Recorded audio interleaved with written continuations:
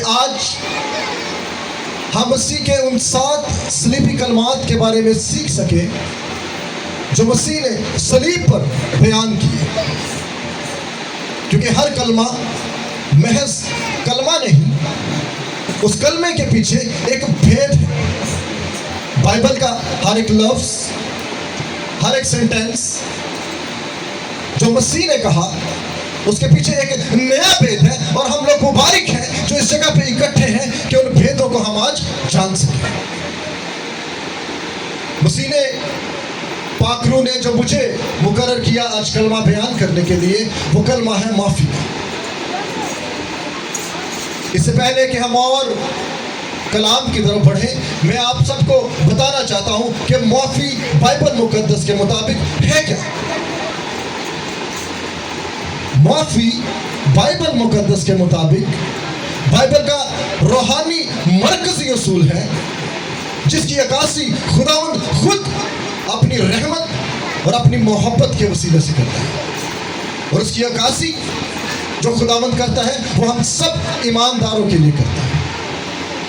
تو آئیے، جن ایمانداروں کے پاس خداوند کا زندہ پاک کلام ہے، ہم اس میں سے آج دیکھیں گے مقدس لوکا کی انجیل، اس کا 23 باب اور اس کی 34ویں آیت، کہ مسیح نے وہ کلمہ جو صلیب پر بیان کیا، وہ پہلا کلمہ کیا ہے۔ اس پہلے کلمے کا عنوان معافی ہے، اور خداوند کے زندہ پاک کلام میں یوں لکھا ہے،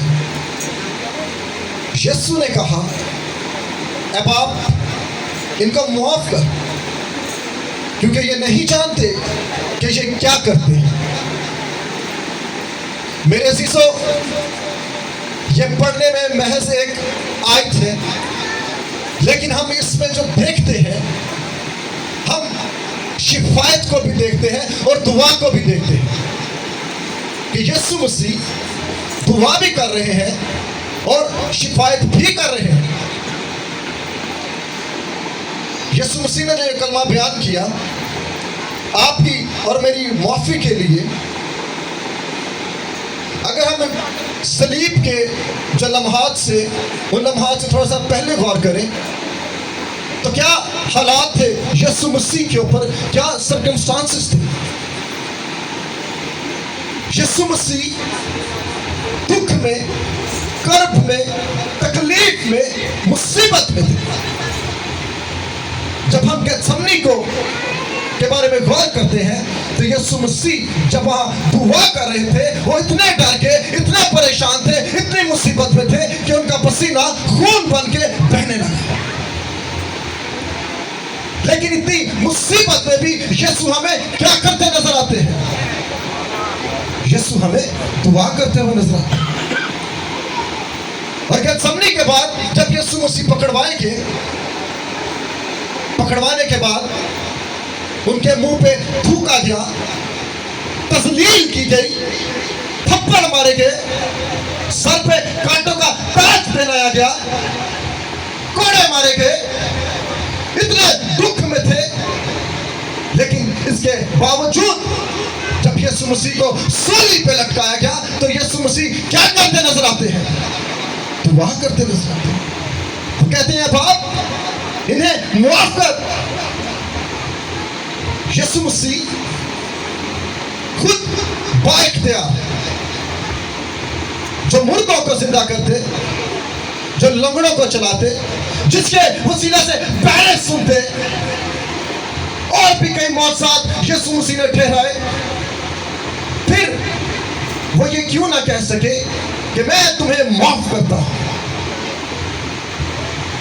یسوع مسیح نے کیوں کہا کہ اے باپ، انہیں معاف کر؟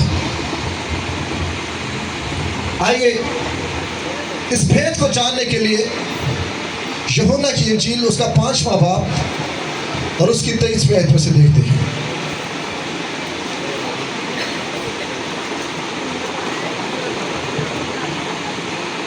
خداوند کے زندہ پاک کلام میں کچھ یوں لکھا ہے، تاکہ سب لوگ بیٹے کی عزت کریں جس طرح باپ کی عزت کرتے ہیں۔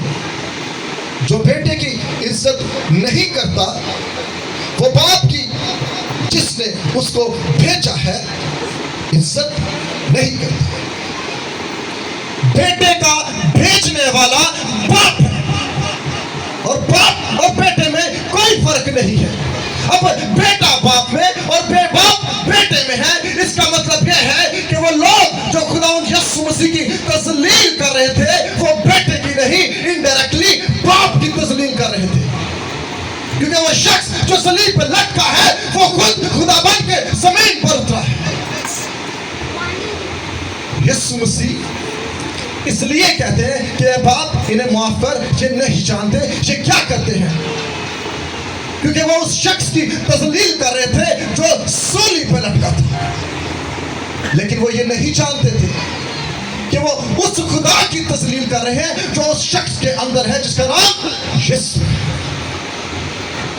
फिलिपियों की किताब उसका पहला बाब उसकी 7वीं आयत में कुछ मरकूम है कि अपने हालो अहवाब के बारे में नहीं, बल्कि दूसरों के हालो अहवाब के बारे में भी ख्याल करें।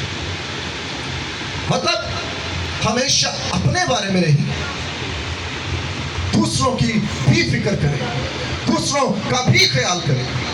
यीशु मसीह जो सूली पे थे, वो उस टाइम अपने लिए दुआ करके कई बड़ी मदद को मंगवा सकते थे और उस मुसीबत से रिलीज हो सकते थे, लेकिन उसने खुद को नहीं छुड़ाया। उसने आपके और मेरे लिए बाप से शिफायत की और उसने इस आयत को पूरा किया।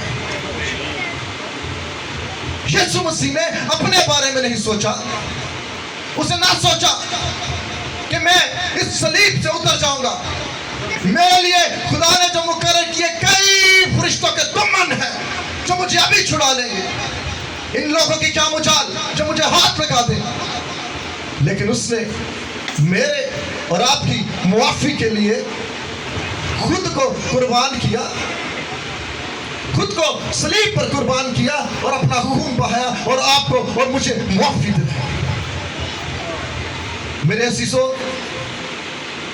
यीशु मसीह ने जो हमें मुआफी दिलाई, उसकी यीशु ने एक कीमत अदा की है, और जो कीमत अदा की है वो अपना खून बहा के, अपने खून के वसीले से उसने हमारे गुनाहों की कीमत अदा की है।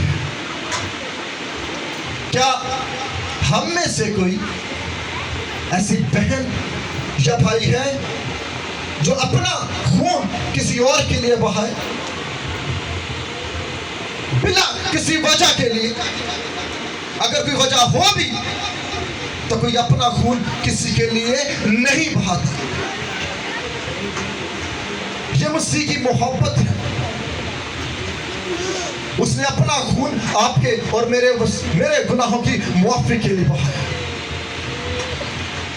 मेरे अजीजों,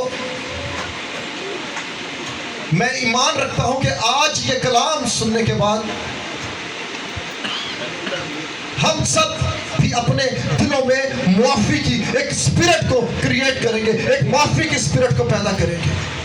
हालात जैसे भी हो, मुश्किलें हो, तकलीफ हो, हमारा दिल किसी ने भी दुखा दिया हो, हम किसी भी परेशानी में हो, हमें किसी की वजह से कितना भी लॉस हुआ हो, हम उस शख्स के लिए खुदावंद के आगे माफी की शिफायत करेंगे। ना कि हम बदला लेंगे, बल्कि हम उस यीशु को फॉलो करेंगे जो सलीब पर आपके और मेरे माफी के लिए कुर्बान हुआ। आमीन। मेरे अजीजों, मैं ईमान रखता हूं कि आज के कलाम के वसीले से हम सब ने खूब बरकत पाई। आमीन।